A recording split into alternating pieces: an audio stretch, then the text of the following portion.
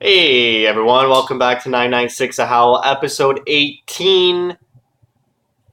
Almost legal now. For the uninitiated, this is an unedited YouTube vlog discussing everything Arizona Coyotes.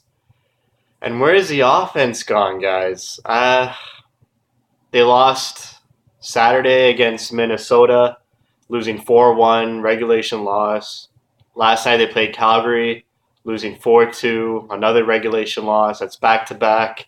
They're getting no points in these two games.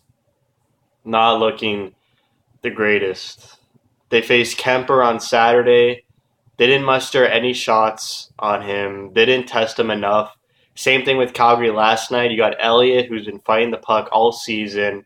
I mean, look at that goal White scored. He throws it from the hash marks along the boards, and it squeaks under his pad. I mean, you got to pepper these goalies. You got to make them second guess themselves. Coyotes had a 5-on-3 late in the game against Calgary to tie it up 3-3, and they couldn't get any shots on Elliott on a 5-on-3. It's ridiculous. Not sure what Tippett is doing. He scratches D'Angelo and Perlini against Calgary. I mean, D'Angelo is your power play quarterback now, and you're scratching him. What offense do you think you're going to get? No wonder your power play goes 0 for 4, 0 for 5. Perlini's got more goals than Duclair in a quarter of the games Duclair's played, and you scratch him. Questionable moves by Tippett. Instead of having D'Angelo on the power play, you got Michael Stone who can't skate. So if that puck gets turned over, it's always a 2-on-1 or a shorthanded break for the opposing team, and that just can't happen. Put D'Angelo back in the lineup. Put Perlini back up there on the top line. Krause was on the top line last night against Calgary. He was pretty good. He's getting his legs moving. He's quicker. He's harder to the puck, harder on the body. Him and Hansel, just two big forces on that line. And then you got Verbata, the sniper. So they got some good chemistry there. Mike Smith has been playing amazing. I feel sorry for him sometimes when they spend periods in their own end. The second period against Calgary last night, 18 minutes of that period was just in the Coyotes' own end. Coyotes taking numerous penalties, dumb penalties. Calgary scored all their goals on the power play except for the empty netter. The heartbreaker was the last penalty in the third period against Doan. He goes shoulder to shoulder with Goudreau, and they call an elbowing penalty.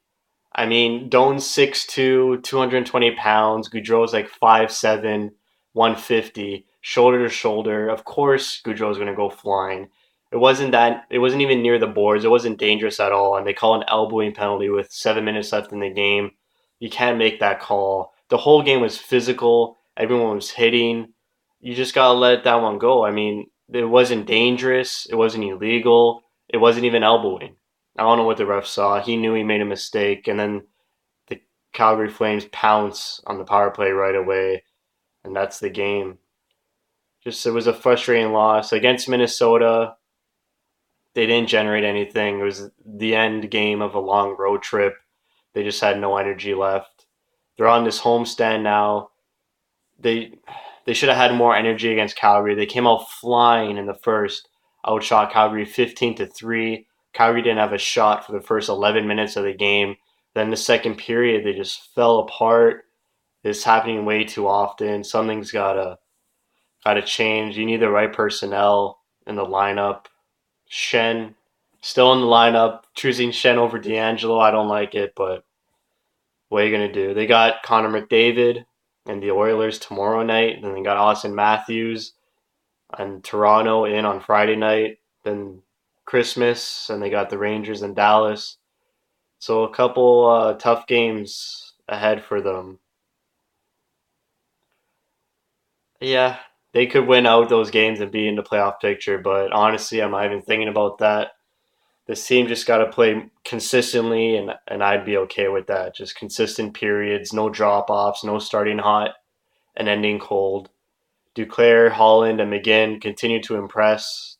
Every time they have every time they're on the ice, they're generating offense or in the opposing end zone. Holland on the power play looked great. Nice to see some skill on that second unit. Doan stuck on 399. I know he's going to get his 400th on home ice. It was meant to be, but he's fighting it. He's had so many chances. Against Toronto, he had a breakaway. Minnesota, another breakaway. Last night, he had a 2-on-1, and he shot it right into Elliott's breadbasket. So it's going to come for him. I can't wait to see that. Yeah, it's been depressing, but they're not in last anymore. That title goes to Colorado, so I feel worse for them than the Coyotes. That's it for me. Thank you for watching, and thank you for your support.